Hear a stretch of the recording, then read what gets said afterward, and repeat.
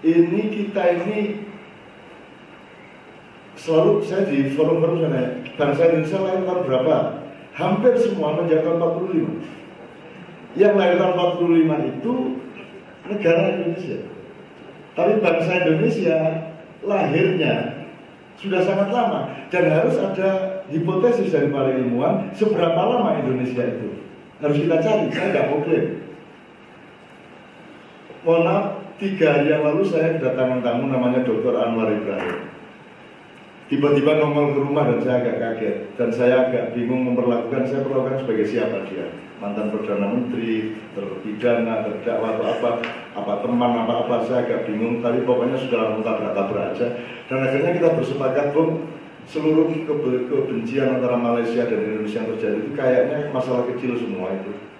Nanti akan ada zaman di mana kita akan menyatu kembali dan kita akan menemukan formula-formula di mana bangsa kita ini menemukan persatuannya kembali. So, kalau kita mau ngomong ke belakang, kita akan sampai ke Mojopahit, apa sampai ke Singosari, apa sampai ke Kediri kuno, sampai Astinapura, atau bangsa Indonesia sudah lahir sejak zaman Rai Pikatan, Aji Saka, atau yang mana? Sebab watak kita ini ditentukan oleh lamanya peradaban kita. Misalnya bahasa kita itu tidak terlawan. Makanan kita tidak terlawan. Anda makan dari Norwegia sampai Spanyol itu makanannya mirip-mirip saja. Tapi dari sini, di Malang toh 3 kampung itu Anda cari soto ya lain-lain sotonya. Itu karena kita ini sudah menjadi bangsa yang tingkat kreativitasnya sangat tinggi dan memiliki teknologi internal kepala maupun internal dada. Artinya mentalnya, psikologinya, sampai otaknya itu memang unik nih bangsa Indonesia. Cuman satu kampung Jombang, Anda ke Kulon Pasar, itu kowe, Wetan Pasar, kon. Itu Jombang. Di Kulon Pasar orang dancuk, begitu Anda di sini pasar langsung dancuk. Dan itu dijaraki hanya oleh jalan yang ada sungai yang kecil itu, yang menuju Tenanyari. Itu benar-benar. Ini bangsa luar biasa. Nah, pertanyaan saya adalah, jadi pada saya menjawab parsial, Mbak, mending kita nyicil penelitian, termasuk Muhammadiyah, kenapa tidak ada penelitian sejarah? Misalnya saya tanya, nenek moyangnya Arab adalah Nabi Ibrahim melalui Ismail. Nenek moyang orang Yahudi adalah Ishak yang berbapak Ibrahim juga. Saya tanya, nenek moyang kita itu lebih muda dari Ibrahim apa lebih tua dari Ibrahim? Lebih muda. Ayo kita cari. Kalau lebih muda, apa artinya, apa resikonya? Kalau lebih tua, apa resikonya? Kita harus tahu Nabi Nuh dulu di mana dia lokasinya, misalnya gitu. Kita harus tahu. Dulu Atlantis itu apa? Gerantea itu apa? Lemurian itu apa? Harus kita cari. Harus kita cari. Dan kalau insya Allah Anda akan menemukan kekaguman kepada nenek moyang kita sendiri. Dari sudut bahasa saja tidak terlambat, bahasa Jawa terutama. Jatuh saja, bahasa Inggris cuma 1, bahasa Arab 1, bahasa Jawa 20 untuk jatuh. Nek ini drosor, ini nyusut, ini belang, ini jungkel, itu semua ini. Begitu detailnya, karena kita hidup begitu lama ya nenek moyang kita. Itu setiap kata itu luar biasa banyak.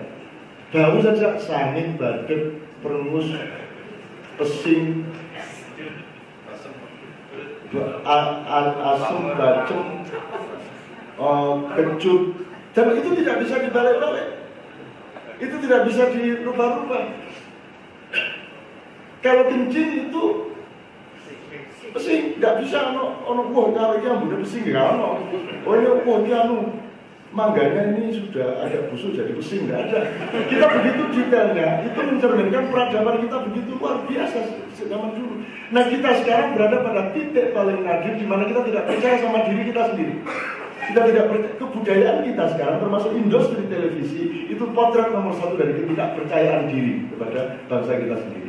Metro TV itu punya siaran bahasa Cina. Terus mereka berpikirnya apa? Kan etnik Cina harus kita hormati. Lah terus etnik Jawa sama kayak kok gak siaran cara Jawa ya. Lu itu jadi Metro. Saya bilang Metro. Metro TV itu punya siaran bahasa Cina. Alasannya karena etnik Cina itu, Cina dari dulu Gus Dur itu Cina, Amin Rais itu Pakistan, Tommy Winata malah orang Sukabumi. Sekarang dia berwajah agak Cina, kita pikir dia Cina. Kalau Pak Amin Rais kita pikir dia Jawa, padahal dia Pakistan. Gus Dur campuran, bukan hanya Jawa dan Arab, sama Jen sama ini campur. Itu Mbak ya. Jadi saya tidak mengatakan tidak menerima apa-apa, tapi last kita pernah punya penemuan listrik wireless. Kita bisa menggeser hujan, jangan pura-pura nggak tahu. Kita bisa menggeser hujan, kita bisa membatalkan rudal. Kita bisa punya ilmu yang sekarang disebut noetisme. Noetik ya, itu dari kata kekuatan pikiran. Noe itu kekuatan pikiran. Kalau leto itu meleknya di bodoh. Ya.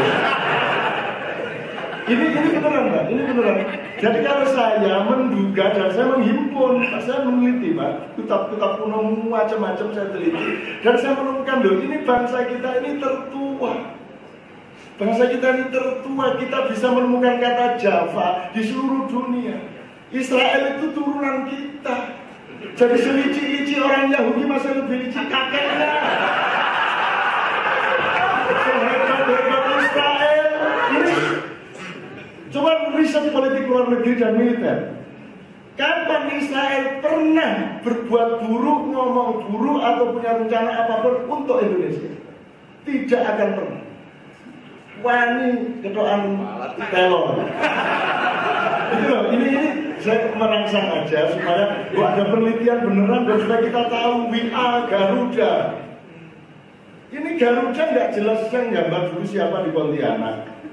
Untung Garudanya belok ke kanan kayak gini ya. Politiknya jadi kanan terus ini, tengeng gini. Dan kalau Anda melihat burung yang sebenarnya panjangnya sayap itu minimum 3 kali lipat dari panjang seluruh badan, baru dia bisa terbang. Ini enggak, sayapnya Garuda ini saya medicine, itu mesti gak bisa miber. Nggak bisa. Untung saja merdeka 17 Agustus 45, jadi sayapnya berapa? 17, ekornya 8, 45 apa ya? Bayangin kalau Jepang dibom tanggal 31 Desember coba. Kan Jepang dibom tanggal 14 Agustus, Korea merdeka 15 Agustus, kita nunggu 2 hari karena Kiai Haji Hasyim Asy'ari tidak mau jadi presiden, kan dia sebenarnya yang ditawari oleh Jepang untuk jadi presiden. Akhirnya Soekarno nyari Soekarno, kita butuh 2 hari untuk memproklamasikan Indonesia. Gitu loh. Itu untung 17 Agustus Garudanya begitu bentuknya. Bayangin orang saiki Jepang dibom 31 Desember terus kita lahir di tanggal 1 Januari. Jadi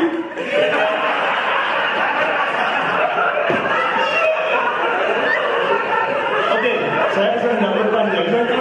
Saya cuma Anda itu jangan seperti TNI yang bilang NKRI harga mati. Oh, Anda Quran aja harga nggak mati kok, NKRI harga mati. Tidak ada nabi yang pernah bernegara, tidak pernah ada nabi yang jadi warga negara. Rasulullah tidak bernegara. Kenapa kita tidak berani berpikir independen? Tidak saya mengatakan Indonesia harus bubar, enggak. Cuma pikirannya harus berani dong. Tidak pernah ada negara, semua nabi tidak pernah kenal negara.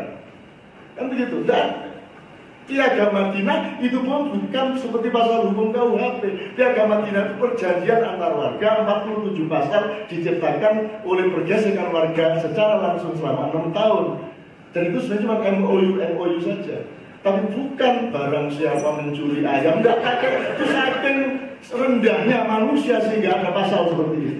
Kan begitu. Kalau manusia adalah manusia, tidak perlu ada pasal begitu, dia tidak akan melakukan itu. Tapi hukum memang harus ada dari Anda tadi. Hukum memang harus ada. Kenapa? Karena manusia sudah sampai pada taraf yang paling hina dari kemanusiaannya. Sehingga untuk tidak nyolong, kudu diatur negara. Tak ngeluh. Ini manusia ini nyolong yang boleh. Ini mas. Kira-kira itu Pak. Tapi ini saya sudah sekaligus menjawab dari yang sebelumnya. Perkara ini memang ada diperlukan majelis tarjih berfatwa atau bertafsir mengenai menutupi aib saudaramu di dalam Al-Quran. Menutupi aib saudaramu yang Anda tanyakan tadi. Kalau ada kasus di Muhammadiyah, terus nanti kalau PWI, kalau ada wartawan dapat kasus, terus nanti diselesaikan oleh Dewan Pers. Lu nak ngomong kabeh yo ayal iki sesuai. Untuk UMM ada kasus UMM punya dewan UMM. Jika tidak boleh ke polsek kan gitu. Ya ini harus ditafsirkan kembali, saya tidak punya saran. Harus ditafsirkan kembali. Yang disebut menutupi aib oleh Allah dan Rasulullah itu apa sebenarnya? Dalam konteks apa, pada momentum apa, dan dalam persoalannya bagaimana. Kemudian Mbak Dewi Nurul, saya ngomong benci hukum itu kan dalam buku saya guyon sama Busrona. Enggak kok terus saya kemana-mana demo, saya benci hukum, ya enggak. Itu cuma saya guyon sama teman saya ini karena saya tidak suka sama kakunya dia itu. Kaku, tidak bisa bergaul, coba kan memuakkan sekali. Kita sama orang Jogja itu kalau nggak ada anak Jawa Timur dulu sekolah sepi. Karena seluruhnya dikuasai Jawa Timur, sak kelas itu Jawa Timur semua. Jadi yang berkuasa kami Jawa Timur cuma dia yang orang Jogja, itu pun partainya beda. Kalau Jawa Timur kan nggak jelas apa Muhammadiyah, apa NU, nggak jelas PI atau IPM. Nah, dia jelas ketua IPM, tokoh Muhammadiyah. Saya tokoh independen, Jafnan Sanawandi tokoh PI. 3 orang jadi calon, saya tidak mencalonkan, saya dicalonkan. Saya disuruh dipaksa. Dipaksa secara training 2 bulan, terus saya bikin pura-pura bertengkar sama guru. Pokoknya guru saya bikin gondrong. Terus gurunya memotong sini shred, jadi kan gondrong itu sepotong sini, besoknya sininya saya potong shred, kan jadi simetris. Terus gurunya bilang, kok nggak dipotong? Kan sudah dipotong kemarin. Loh, maunya guru dipotong sini kan terus jelek, jadi terus saya potong semua. Enggak, itu kan estetika itu nggak ada masalah. Kalau jadi bapak mau rambut lagi, jadi mata dulu itu masalah kecil di dunia, mau rambut ini bukan masalah. Mau saya ini rambut loh itu kan rambut loh ya pak. Rambut ini itu rambutnya cara loh, tapi sekarang menjadi mode internasional. Jadi mbak itu soal makom mbak, saya ngomong gitu itu pasti pada makom dan bahasa yang relevan. Kalau saya jadi ketua KPK, saya tidak akan ngomong gitu, saya akan ngomong benci hukum. Bahkan kalau saya guru di kelas, saya tidak akan ngomong begitu. Ini kerjaan saya tiap hari adalah ngedekin hatinya orang, menumbuhkan kualitas orang. Bahwa kamu itu jangan suplemen terus. Masa untuk sehat kamu mesti makan ini, minum ini. Karena kunci kesehatan itu terletak di dalam caramu mengatur metabolisme dan irama hidupmu, tidak pada apa yang kamu makan. Tidak pada suplemen. Kamu harus jangan selalu tergantung dari luar. Hukum itu kan dari luar, tapi kalau moral kan dari dalam. Nah, perkuatlah kekuatan dari dalam diri itu supaya tidak segala sesuatu kamu butuh suplemen.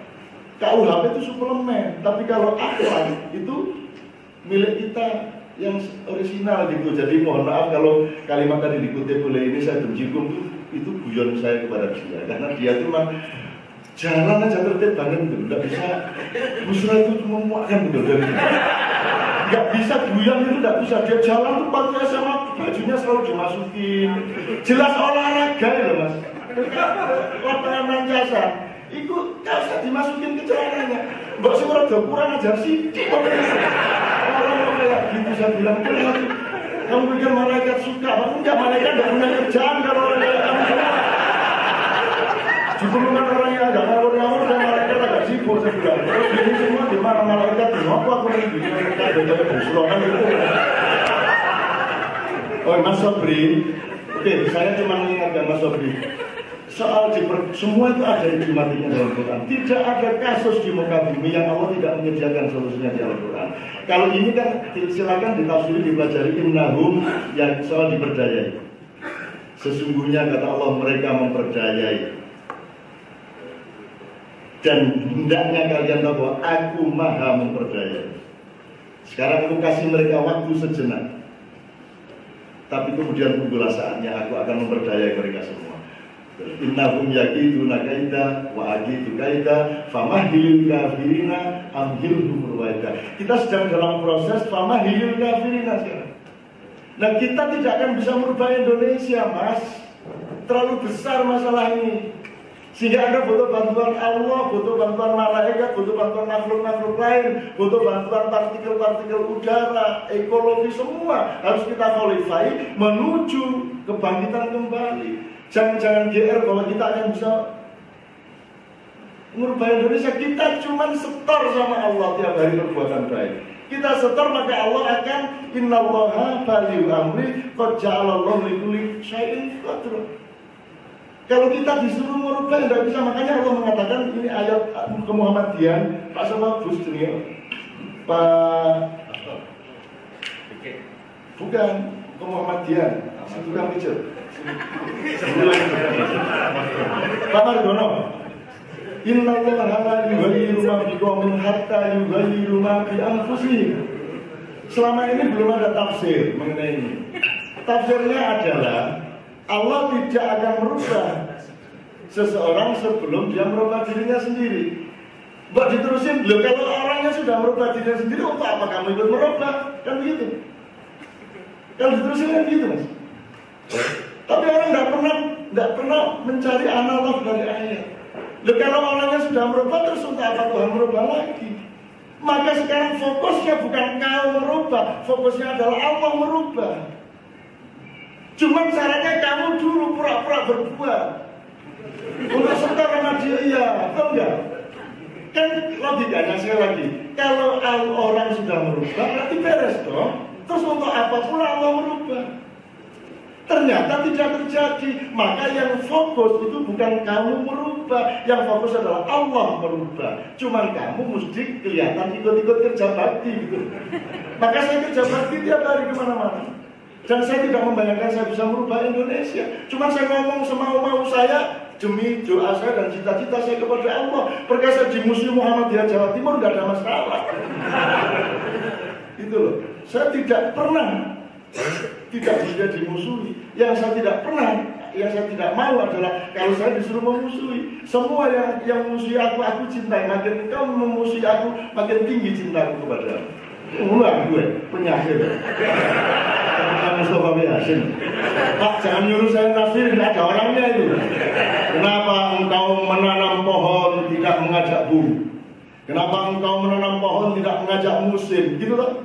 Kenapa engkau menanam pohon tidak mengajak air? Itu ada penyairnya. Saya yang disuruh. HW itu payah kadang-kadang. Pak, saya anggota HW. Saya Hizbul Waton, jangan khawatir. Dan saya pemain sepak bola Hizbul Waton. Pemain sepak bola ini. Makanya tidak berminat jadi ketua KPK. Oke, satu sedikit perlawanan dari mana untuk apa itu kan sudah saya jawab, Mas Sobri. Sudah saya jawab sebenarnya. Pokoknya jangan merasa kita akan bisa mengatasi masalah. Tapi kita harus melakukan. Sama dengan orang sholat itu ada hasilnya. Hasilnya adalah ya sholat itu. Apa terus sholat gajinya tambah, sholat terus pangkat nanti. Tidak ada urusannya. Sholat adalah sholat sebagai part of Shiratal Mustaqim. Kita lakukan saja seikhlasnya. Saya kesini nih ya saya kesini. Titik. Setelah pulang dari sini saya tidak ingat ini lagi. Saya tugas berikutnya. Efeknya dari sini saya tidak peduli. Anda suka sama saya terus melamar saya untuk punya istri kedua misalnya, saya nggak peduli. Saya ngomong begitu karena pasti tidak terjadi. Untuk apa saya ngomong kalau itu terjadi? Mending saya omongkan supaya jangan terjadi, karena saya tahu tidak akan terjadi. Maka saya omongkan sehingga kita bisa menciptakan kegembiraan yang tanpa resiko. Gitu ya Mas Sobri. Pak Bakri dari Bengkulu. Ini saya kira Pak Busro yang menjawab. Cuman begini, kapan korupsi ini akan kira-kira bisa turun atau berakhir?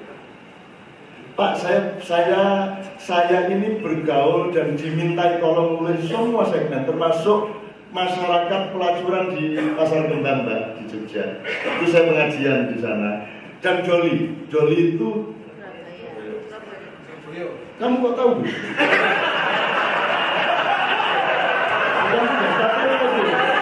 Joli itu tugas budayawan. Jangan melebar-lebar ke sana.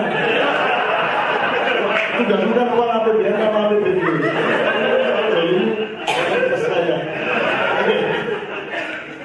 Saya bilang sama teman-teman di sana ya, dan mereka seneng ngaji, selawatan, dan Anda jangan kaget deh, saya kasih tahu mereka itu ada yang benar-benar pelacur karena memang senang melacur, ada yang karena sebab sosial, ada karena patah hati, ada karena kepepet ekonomi, ada karena memang mencari nafkah. Artinya ada yang diantar suaminya pagi jam 2 malam jemput ada. Tapi kalau Anda melihat asik, kalau Anda pakai satelit itu mereka mengeladeni laki-laki dari jam 10 pagi sampai jam 2 malam, dapatnya sekitar 6 sampai 10 laki-laki. Nanti jam 2 mereka mandi besar setelah tahajud. Asik kan itu kalau di sinetron kan bagus itu. Habis ditahajudi terus tahajud sendiri kan itu ya. Karena saya bilang sama mereka, saya tidak bisa nolong kamu. Saya tidak bisa mengurangi, saya tidak bisa memberantas pelacuran, pasti. Aku yakin, aku yakin. Bahkan saya tidak mampu mengurangi jumlah pelacur, pasti tidak mampu saya. Tapi insya Allah saya berusaha untuk tidak menambah jumlah pelacur. Ngerti maksudnya ya? Kalau tidak nambah itu artinya Wa'alaikum wa'alaikum naronya beres. Oke, biar saya duluan supaya Pak Busro punya peluang terakhir untuk mempermalukan saya. Yang pertama, Mbak Erista Jaya.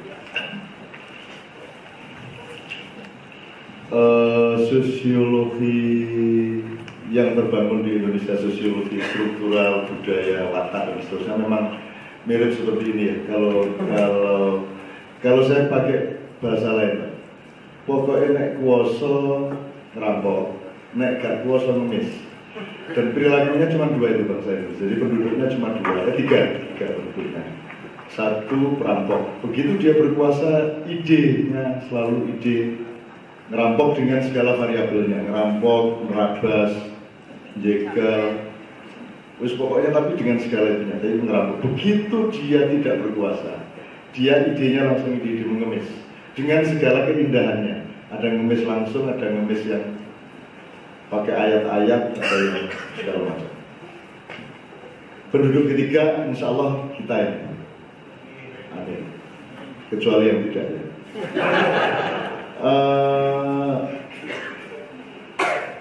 Sebenarnya pertanyaan panjenengan dengan seluruhnya tadi seharusnya saya kembalikan kepada dasar-dasar sejarah kita selama berapa tahun, 70 tahun. Sebenarnya menurut saya harus ada perhitungan panjang oleh bangsa Indonesia. Jadi saya punya banyak pertanyaan, hipotesis dan mungkin sedikit prakesimpulan terhadap sejarah kita ini. Termasuk pertanyaan terakhir mengenai kalau bukan negara apa idenya segala macam. Itu memang sedang kita harus riset benar menurut saya. Nah, mudah-mudahan seluruh yang dibicarakan di dalam upaya MPM ini oleh Allah diizinkan betul-betul akan menjadi kalimat keselamatan bagi seluruh bangsa Indonesia. Jadi saya awali dengan doa daripada saya memulai dengan balas Busro. Karena saya tidak akan menggunakan waktu yang hanya 20 menit untuk membalas perilaku beliau. Karena saya tahu dia sudah cukup menderita selama mudanya dulu. Dan saya tidak akan menambah penderitaan. Saya keluar penderitaan yang paling parah dari Busro itu kan dia cuma dapat suara 92, saya 139. Jadi itu ternyata Partai Independen menang melawan Partai IPM, apalagi melawan PII pada waktu itu. Nah, jadi, tapi saya nggak tega, terus saya acting pura-pura bertengkar sama guru supaya ada alasan untuk turun, sehingga Busro otomatis menjadi ketua umum OSIS pada waktu itu. Jadi cara-cara saya itu cara-cara yang saya pelajari bagaimana menjunjung teman sambil sambil ya itulah perlu ada rekayasa-rekayasa yang baik untuk kemuliaan di alam semesta ini. Cuman saya rela sedikit yang tadi dibilang nyaut pacar dia itu bukan saya, itu ada seorang teman yang ganteng gagah yang kelak akan menjadi kepala stasiun Jogja yang bisa menaklukkan bonek. Ketika bonek ngamuk di Jogja mereka jinak karena Jogja punya metode. Nah, jadi tadi Busro mungkin dia menganggap saya yang merekayasa, tapi sebenarnya yang merebut pacar dia itu saya tidak sebut namanya, tapi yang kepala stasiun itu. Saya nggak akan tega sama dia karena Busro ini saya kenal bapaknya, ibunya, adiknya. Saya sebenarnya senang sama adik dia. Jadi orang tega, orang masih asli itu. Sampai sekarang saya masih ingat dan saya tidak ingin membayangkan adiknya Busro sekarang sudah umur 50-an. Saya masih membayangkan umurnya ya 16-17 tahun. Saya ingin wajah itu abadi dalam roh saya. Nggak apa-apa ngomong. Yang nggak boleh itu kalau mempraktekkan secara fisik. Tapi kalau cuma membayangkan kan tidak ada pasal di Al-Quran apapun kalau membayangkan itu berdosa. Kalau berbuat baik, memikirkan kebaikan dapat pahala, memperbuat kebaikan dapat 2 pahala, memikirkan keburukan dan dosa, kalau menjalankan keburukan dosa 1. Itu kan asiknya Allah di situ. Jadi adiknya berusaha saya jadikan korban banyak. Yang mau marah tidak ada ayatnya. Oke, bismillah. Saya hanya akan kasih pointer sumbangan kepada Pak Said dan teman-teman. Saya kira saya kalau diurai pasti akan panjang lebar. Juga saya akan menyesuaikan diri untuk supaya kompatibel sama dihubungkan oleh sahabat saya. Saya sangat percaya sama dia secara utuh. Memang orangnya membosankan, tapi saya percaya. Tidak asik lah dia itu orangnya, tidak asik, babar pisan, tidak gaul lah. Memang laki-laki lah. Nggak ngerokok coba. Pak Malik Fajar yang ngerokok terus dia nggak ngerokok. Nggak ngerokok, laki-laki nggak ngerokok, nggak gondrong, nggak kumisen, nggak goda cewek. Nggak ngopi terus ini orangnya di ngopi orang, ngerokok orang, gondrong orang, goda wong itu orang. Orang itu punya alur. Adanya harus orang itu harus ada yang enggaknya dikit-dikit dan supaya manusiawi. Dia enggak, dia lurus-lurus baik-baik itu. Saya enggak asik lah sama dia. Pertama tentang MBM Mas Said, saya itu agak terganggu terus terang, tapi it's okay. Saya enggak akan menggugat, enggak akan. Saya cuma terganggu sama idiom yang Anda pakai, pemberdayaan. Nomor 1 secara politik, kebudayaan, dan aktivisme internasional. Kata pemberdayaan itu menurut saya sudah banyak najisnya, karena banyak sekali kasus-kasus pemberdayaan yang dilakukan oleh LSM-LSM yang sesungguhnya bukan pemberdayaan, tapi eksploitasi masalah untuk kapitalisasi mereka. Jadi kalau saya dengar kata pemberdayaan, saya agak terganggu secara historis. Tapi it's okay, saya tidak masalah. Saya itu banyak sekali tidak setuju apapun di dunia, tapi saya diem aja, tidak ada masalah. Saya pikir saya setuju SBY jadi presiden, belas gak setuju. Tapi saya tenang aja, saya tidak ada masalah. Dan waktu ketemu dia, saya sopan-sopan juga. Saya punya ukuran-ukuran sendiri mengenai negara. Nah, kata pemberdayaan ini kan kalau Anda kuliti secara epistemologi itu kan kesulitan, itu agak-agak ruwet dari kata daya ditambah itu saja sudah tidak solid, dia sudah sambungan, harus ada catokannya. Ditambah ke dan an, itu juga akan jadi perkara. Pancasila ini menjadi tidak bertuhan karena Tuhan tidak pernah disebut dalam Pancasila. Yang disebut adalah ketuhanan. Kalau ketuhanan itu sifatnya Tuhan, bau-bau Tuhan, tapi bukan Tuhan, bukan subjek. Maka Indonesia ini tidak pernah benar-benar bertuhan karena yang dia pakai itu look like God. Ketuhan-tuhanan. Coba kalau nggak percaya, putih dikasih ke dan an jadi apa?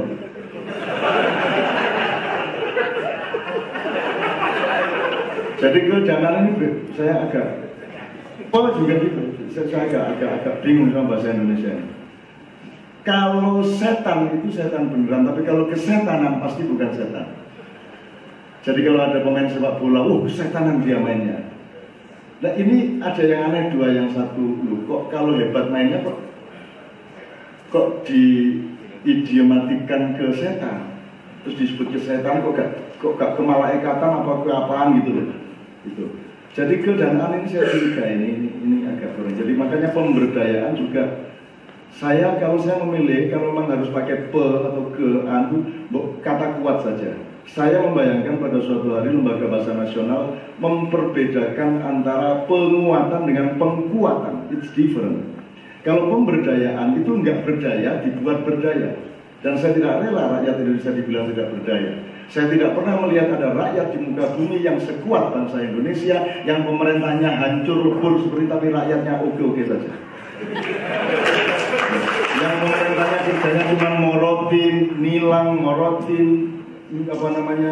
meras. Tidak ada penyuapan di Indonesia, yang ada pemerasan.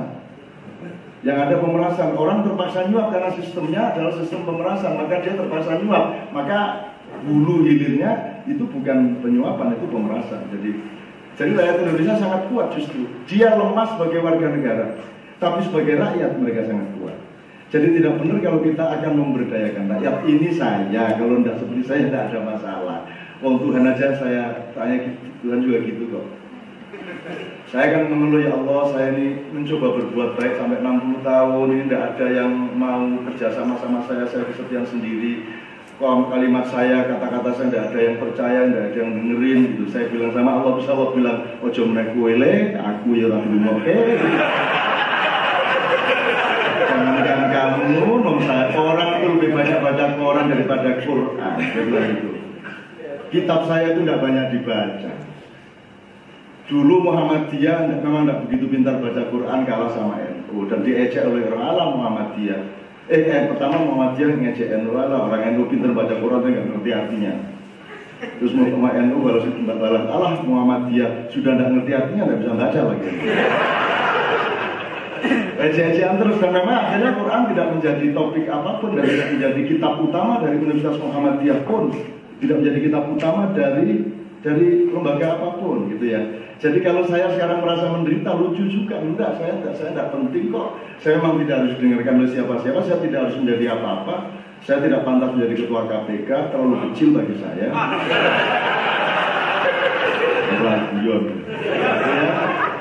Cuman saya selalu kan gini, tadi kalimatnya terakhir, wa ni'buduni hadza siratal mustaqim, itu doa puncak yang diajarkan Allah itu bukan sukses, bukan how to get the success, bukan how to get the goal of life, bukan, tapi ihdinas siratal mustaqim, fokus kepada perjuangan di jalan yang lurus. Jadi fokus kita bukan dapat berapa, fokus kita adalah kita berjuang di jalan yang benar apa tidak. Jadi kenikmatan kita harus kita cari pada jalan dan perjuangan itu, bukan pada hasilnya. Itu makanya doanya tidak. Ya doanya siratal mustaqim. Menikmati perjuangan, menikmati jalan ini terus menerus. Bukan goalnya. Nah karena orang sekarang membalik, yang namanya goyah menjadi wasilah, wasilah menjadi goyah. Goyah itu goalnya, wasilah itu jalannya. Orang sekarang kan berpihak pada goyah.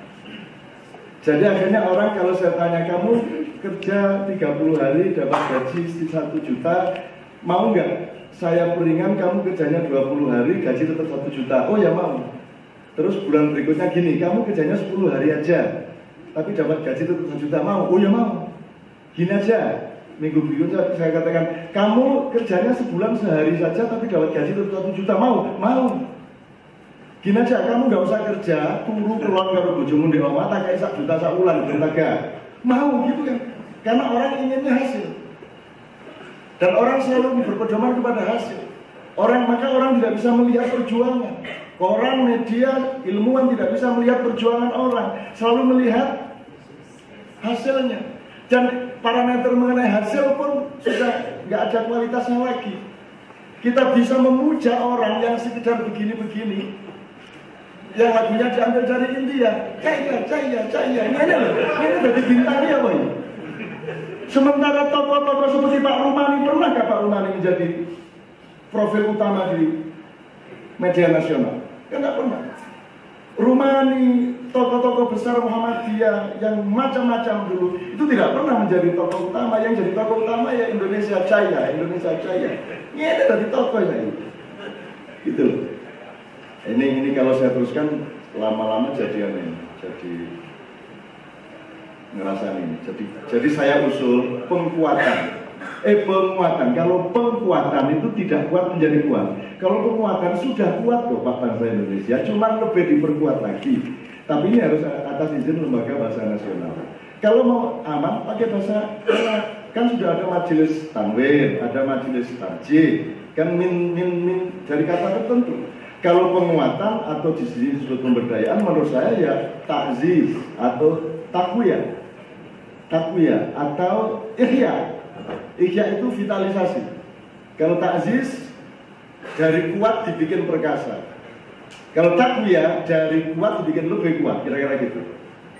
Ya tapi sudah terlanjur pakai pemberdayaan karena memang atmosfernya LSM. Dan LSM itu tidak ada satupun LSM yang berdaya. Tidak satupun LSM berdaya karena mereka semua diberdayakan oleh lembaga dana. Mereka sendiri tidak pernah berdaya. Bagaimana orang tidak pernah berdaya mau memberdayakan orang lain? ngaku aja. Anjane ngono iku kate apa? Gitu loh. Oke, kedua, mohon saya sudah akan banyak melanggar. Makanya poin itu saja. Yang kedua tadi moderator mengatakan saya benci hukum secara sangat parsial. Saya bingung nanti Anda benci saya jadinya. Saya tuh tidak benci hukum. Ini terminologinya gitu loh. Kalau dalam Islam setahu saya itu ada fikih, ada akhlak, di atasnya lagi ada takwa. Kalau fikih ini ranahnya ranah norma atau hukum formal itu norma. Kalau akhlak, moral itu nilai. Kalau takwa itu ruh. Gampangnya gitu. Nah, kalau bisa Anda jangan jadi sekedar jadi manusia hukum, tapi Anda menjadi manusia akhlak. Syukur menjadi manusia takwa, kan gitu. Nah, di Indonesia kan bilang negara hukum. Menurut saya salah secara intelektual, meskipun tidak salah secara ideologi gitu ya. Kalau Anda negara hukum, kalau pas nggak ada aparat hukum, Anda melanggar. Kalau norma begitu. Kayak orang Madura di perempatan jalan, enak aja sudah merah terus diterusin, baru polisinya keluar dari persembunyiannya atau tit gitu. Kamu nggak tahu kalau lampu merah? Tahu Pak, saya cuma nggak tahu kalau Pak polisi di sini. Nah itu norma. Kalau norma pedoman kita, norma itu sangat lemah, hukum itu sangat rendah. Ini maksud saya Pak Moderator. Hukum itu rendah karena hukum tidak bisa punya mata untuk melihat apa sebabnya seseorang mencuri. Kalau akhlak melihat kenapa dia mencuri. Misalnya anak kita mau lahir, dia nggak punya duit, udah bingung, nggak bisa bayar rumah sakit, terus sudah dia ketemunya jambret. Dalam hukum jambret is jambret dan dihukum. Tapi kalau dalam akhlak dilihat kenapa dia jambret.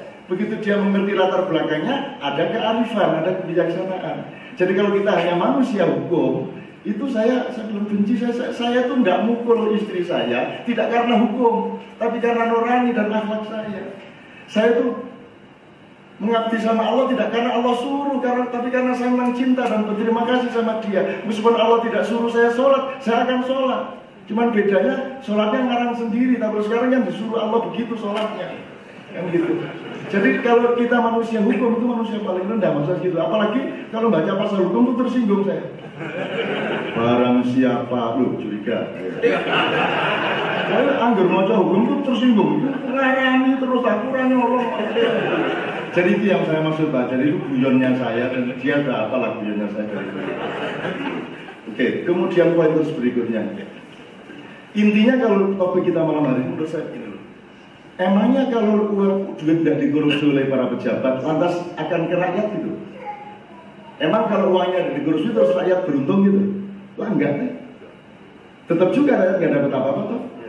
Jadi kadang-kadang mending dikorupsi nanti aku minta sama yang korup. Gitu. Tanpa prosedur. Jadi masalahnya tidak pada korupsi, masalahnya adalah sistem pembangunan yang diterapkan oleh negara ini belum berpihak kepada rakyat. Jadi uangnya dimanapun tetap rakyat nggak akan dapat, menurut saya. Meskipun korupsi dikurangi 100%, emang rakyat terus dapat? Nggak juga ya, gitu loh. Nggak juga. Jadi menurut saya yang harus ditandani memang keseluruhan. Kalau diperbesar, ini kita bikin negara ini dulu gimana tuh ceritanya? Kok meneng-meneng gak negara ini opo, jadi opo Kamu kok prematur sih? Semua copy paste. Negara itu sendiri sebagai sebuah fenomena itu kan copy paste. Kita nggak pelajari dulu. Kan ada kerajaan, ada tanah perdikan, ada macam-macam, terus ada negara. Kenapa sih harus bikin negara? Dan negaranya negara total liberal, republik lagi. Sementara Malaysia masih kerajaan, sementara Inggris masih kerajaan. Kita enggak, kita meloncat, copy paste. Pokoknya Belanda sendiri kerajaan, kita negara. Dan kita enggak ngerti negara itu apa. Terus kita copy paste. Sekarang kita belum pernah merasakan negara Indonesia, karena kita tidak pernah punya pemerintah dan presiden yang kita puji. Presiden pertama jatuh, kita kutuk. Presiden kedua jatuh, kita kutuk. Kan gitu. Jadi sekarang kalau ditanya presiden yang terbaik yang mana, jawabnya nggak jelas. Kita tuh sekarang oke sama Bung Karno apa tidak? Musimnya sedang tidak oke sama Pak Harto. Tapi kalau ditanya oke sama Soeharto, sama Soekarno enggak? Bingung juga. Dulu kita ngutuk Soekarno juga mati-matian kok. Jadi yang mana ini Indonesia ini pernah ada itu di presiden yang mana? Guru tawono ke Indonesia ya sini. Wong semua pemimpinnya, semua kepalanya itu kita kutuk. Gitu loh. Apalagi Gus Dur. Gus Dur ini paling Tuhan tidak paham kayaknya sama Gus Dur ini. Jadi saya agak susah ngomongnya. Nah teman-teman sekalian, kalau kita ngomongin jadi bukan hanya soal korupsi Pak, korupsi itu saja cuma output salah satu output yang bersifat material yang dimaksud oleh Pak Busro tadi. Tapi ada korupsi yang menjadi input, yang menjadi asal usul. Sejak cara berpikir kita sudah korup kok, ideologi kita korup, amandemen hukum korup, kan begitu. Hukum itu dirubah hanya untuk kepentingan orang yang sedang berkuasa untuk merubah hukum. Jadi semua sebenarnya korupsi. Apa sih nggak dikorupsi? Bunga diganti kata apa kan gitu kan? Mentang-mentang syariat, misalnya ada bank mandiri syariat dan satu bank mandiri non syariat. Saya tanya, kamu itu syariat apa tidak? Ya ada syariatnya, ada tidak. Loh kamu itu syariat apa tidak? Loh ya yang ini bank mandiri umum, yang ini bank mandiri syariat. Loh enggak, saya tanya kamu itu yang mana? Yang tidak syariat apa yang syariat? Loh, kamu laki apa perempuan? Kamu kambing apa ayam?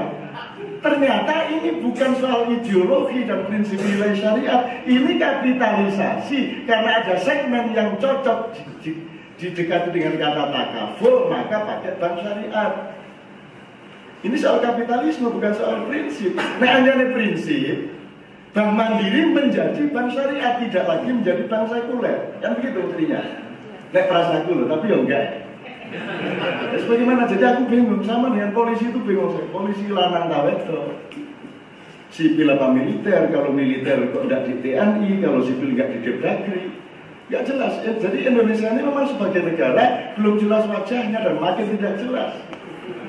Gitu loh. Sampai PSSI aja kayak gitu pagi ini kan gitu. Nah itu sekalian menurut saya Muhammadiyah bukan hanya bisa nolong orang miskin, Muhammadiyah bisa punya laboratorium di majelis-majelisnya untuk memikirkan sampai ke revisi kenegaraan, revisi konstitusi dasar, sampai ke situ dong. Muhammadiyah ya NO kan, NO itu kan bukan organisasi massa. NO itu kan Nahdlatul Ulama, kumpulan para ulama. Perkara sing ngentel aja salah sing ngentel.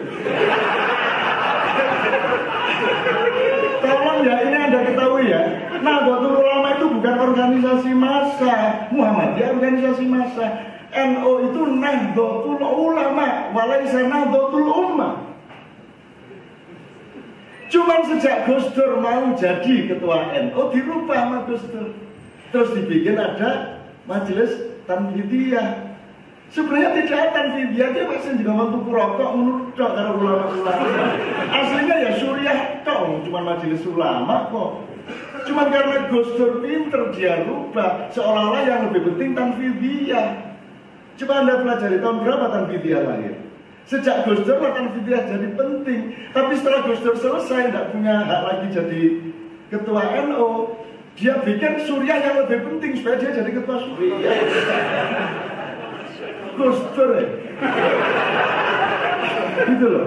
Nah ini banyak hal bisa saya ngomong sama Anda, tapi yang ingin saya kemukakan pada Muhammadiyah adalah kenapa revolusi Al-Ma'un ini tidak hanya segmentatif dan parsial untuk ngomong mengenai masyarakat miskin, tapi the whole thing of our state and nation ini miskin sekarang Pak. Muhammadiyah harus memperkaya kembali, harus melakukan ihya Muhammadiyah ala Indonesia.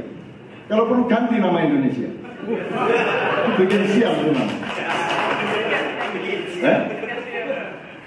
Indonesia, kata Indo itu artinya Anda cari seluruh kamus kata itu orang campuran, blasteran. Nesia, Anda cari seluruh kamus itu Anda dijumpai di satu kata amnesia. Jadi Indonesia adalah orang campuran yang pelupa. Nah, jadi habis waktu saya dari kepanjangan. Jadi Pak Said menurut saya intinya oke, pasti kita akan melakukan melakukan empowerment ya. Dan concern MPM saya kira bukan pada poverty tapi pada impoverishment kan gitu. Pada impoverishment jadi kemiskinan dan pemiskinan. Kalau miskin itu boleh Saya milih miskin, Rasulullah milih miskin, dia sangat kaya raya, dia direktur utama Khadijah Corporation, duitnya sangat banyak, maka dia berani melawar janda yang sangat kaya raya, kantornya di Syria masih ada sampai sekarang, dia eksportir importir Nabi Muhammad SAW itu, tapi seluruh penghasilannya dikirim, dikasih ke UKM kota Madinah. Gitu loh, dan dia sendiri milih hidup sangat miskin di pinggiran Masjid Madinah. Luas rumahnya itu panjangnya 4,80 cm, lebarnya 4,62 cm. Itu rumahnya Rasulullah, lebih luas daripada kamar mandinya Pak Said Hulil. Ya, kalau miskin boleh kok, nggak harus kaya kok milih miskin itu boleh. Rasulullah juga milih miskin, yang nggak boleh fakir. Muhammadiyah harus kasih fatwa, what is the difference between kafir and miskin gitu. Terakhir, daripada saya beri kepanjangan dengan contoh, maunya saya nggak kasih contoh-contoh, tapi nggak bisa lari. Jadi gini,